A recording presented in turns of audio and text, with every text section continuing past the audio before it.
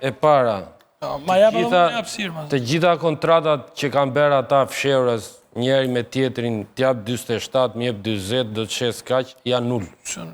Pse? Nuk vlejmë pa firmën e ministrit.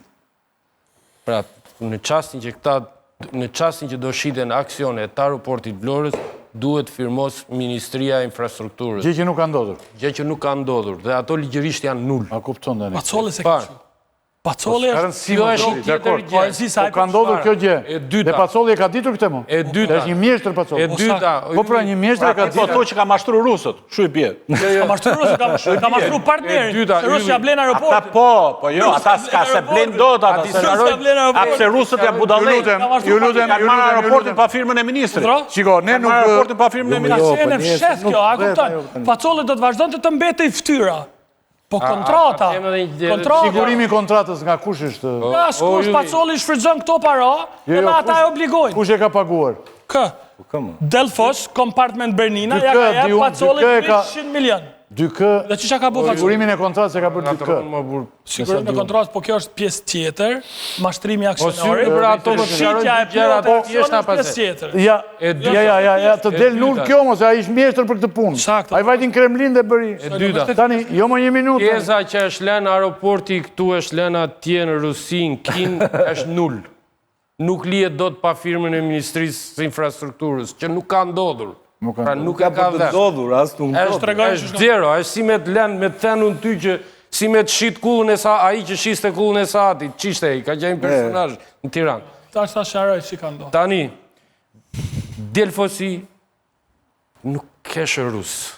Delfosi merë para edhe në Amerikë. Nga duar. Dhe 17 milion që ka marrë begjet Pacoli nga Delfosi, urdhëro, kanë ardhur nga GMO-ja, që është fonda Amerikan, urdhëro, ja ku i ke. Po tu në tregova kështë heq. Minut. Po lërë më qau dhe që kjo mërtet Senati Amerikan që kontrolon, është seku që kontrolon çdo gjë, mbeti për të ardhur këtu. Tani nuk ka lidhje. Që ka lidhje kjo? Ku me raj? Teza tjetër është Rusia ka ambasadë në Amerikë, që ka lidhje kjo punë? Historia këtu është këtu. Që ka lidhje? Aty nuk ka një engjëll dhe një djallë. Aty janë dy plaçkitës që kanë plaçkitur një gjë dhe tani po zihen për ndarë plaçkë. Ore, këtë mendim ka këtë tani. Janë dy plaçkitë. Jo po Rusi, jo po Kinezi. Ai mendimin e ti ka tani. Pse nxjerr ti Klodi që unë i vlerësoj mendimin e tij. Pse nxjerr plaçkitës? Ai është një investitor që ka reputacion. Kush është? Zoti Pacoli ka atë reputacion që kur u dha koncesioni. Ne kemi bërë një emision herën e kaluar. Ky thotë nuk është asnjëri se special. Po jo më thuaj mendimin tënd. Kemi bërë një emision muajin javën e kaluar kur ishte dhe diskutuam tezën a mund të hyjë shteti ta marrë aeroportin nëse këta vazhdojnë sherrin dhe mund të hynte. Dhe mund të hyjnë. Dhe ishte problemi i arbitrazhit, pra që ata mund shkojnë në arbitrazh dhe na bëjnë dëm. Ata nuk shkrojnë dot, sepse ata me ato akuza që i kanë bërë njëri tjetrit aty, nuk ka gjykat që u jep të drejtë. Dhe nëse ti shikon ato që ata thonë për njëri tjetrin, ata kanë qenë që në fillim keqbesi. Nuk ka thënë ai, Valoni nuk ka thënë deri tani. Jo ka thënë, po nuk ka dalë 3 orë tani. Tregoj prallën me mirë. Ky tjetri ka më shumë para, paguon më shumë para, del më shumë. Çaj është një më mirë media, po nuk ka lidhje. Këtu ata që në fillim kanë qenë në keqbesim. Kanë bërë nga këto marrëveshje dhe fsheta. Atë po, plaçkitës nga nxjerrti. Po ç'është plaçkitja? Plaçkitës është dikush që blen një gjë lirë. Dhe ku diun, nga nxjerti. Po këtë kanë bërë ata, kanë marrë një koncesion i cili u është garantuar me 140 milion euro nga parat e taksapaguesve shqiptar dhe do marrin parat. Tani po zihet si ta ndajnë plaçkën. Dhe fakti që kanë hyrë në për këto marrëveshje tregon që ata nuk kanë bërë biznes, nuk kanë ardhur për të bërë biznes normal. Kanë ardhur për të kapur një gjë, për ta marrë dhe siç thonë njëri me tjetrin, na u tha do bëjmë kështu, ndahesh kështu, pra nuk ka pas gara aty. Nuk ka pas tender të mirëfillt aty. Aty ka gjejë një proces fiktiv. U është dhe në këtyre, hajde se është kjo, do vi ky, do e marrësh ti, ka që thjeshtë. Më e tha vetat e ministra, tha? Qa ti themun, tani, qofse ti si biznesmen, besh pal dhe i pranon gjitha këto, qa të themun, je burri nderuar? Plaçkitës është... Po, plaçkitje po betet. Biznesmenët përfitim nisën, në kudo. Kam një pjesë ta shumë vetë kështu, sigur kolega që e pat. Lirimin se e kemi thirrur nga Andej, që të kemi dhe një zë që vjen nga Andej të gjithë. Në aeroportin e se cili nga ne ka gjykimet e veta të cilat duhet t'ja respektojmë. E para punës, u thakë... Vendime nuk marim dot ne, asnjeri nga ne. E para punës, u thakë... Çështja është një sekundë, është në prokurori. Sakt, po. Valona Demi ka shkuar i pari në prokurori, pastaj ka shkuar zoti Pacoli, i cili thotë që edhe kontratën, thotë, këtë e kanë firmosur pa dashur.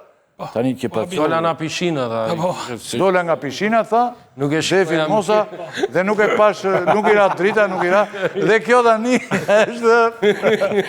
A mund ta kem... Doli nga pishina dhe firmosi, Allah. A mund ta kem pjesë time të lutë? Dhe këtë që noterja të tregoj me kamera, që kam shkuar unë, ka thënë dhe gjëra tjera. Një pjesë, kështu vetëm, po, falim dhe. Po.